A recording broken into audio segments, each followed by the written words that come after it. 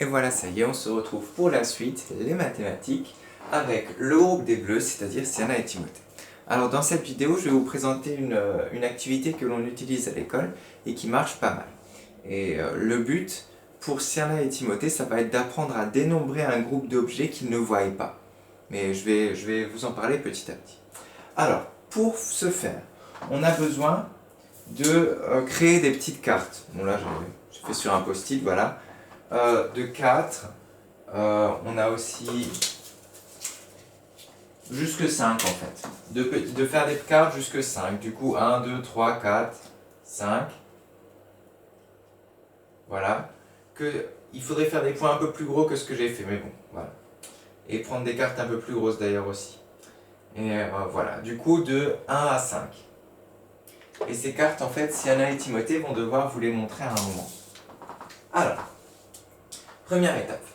On a besoin de faire pour cette première étape, on a besoin d'un sac de congélation, d'un sac transparent. Sac transparent.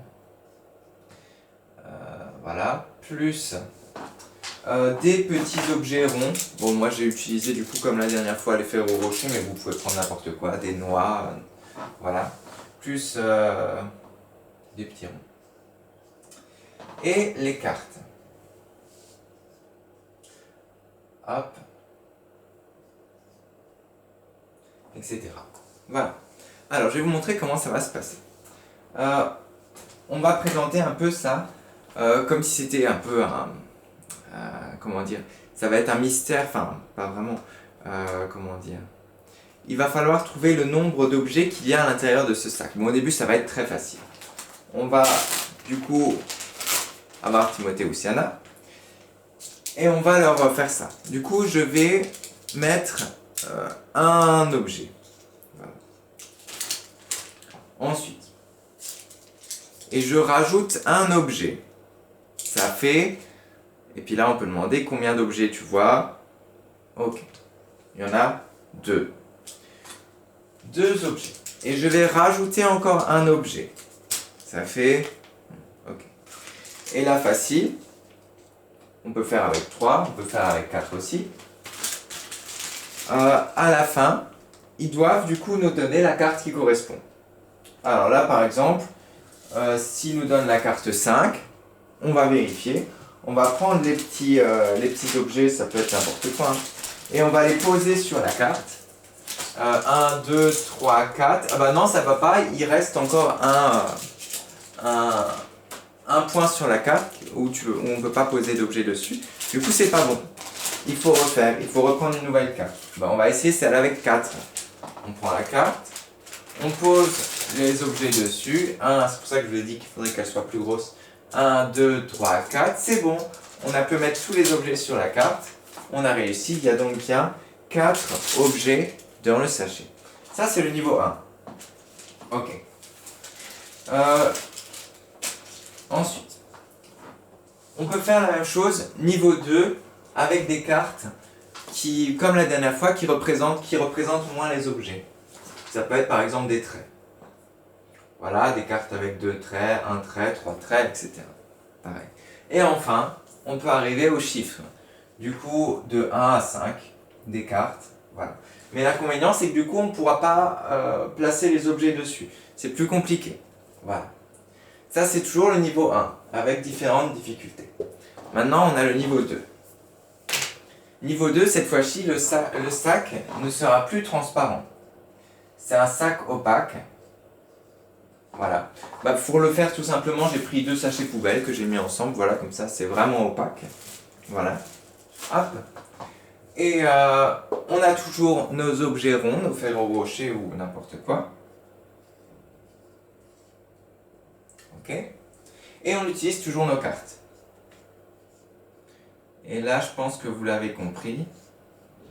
Ça va être plus compliqué pour Siana et Timothée, parce que cette fois-ci, ils ne voient pas après combien est-ce qu'il y en a à la fin de Ferrero Rocher. D'objets. Alors, on va recommencer. Alors, Siana ou Timothée, c'est parti. Regarde bien. Je mets un objet dedans. Et je rajoute encore un objet dedans. Je rajoute encore un objet dedans. Combien est-ce qu'il y a d'objets dans le sac? Alors là, c'est plus compliqué.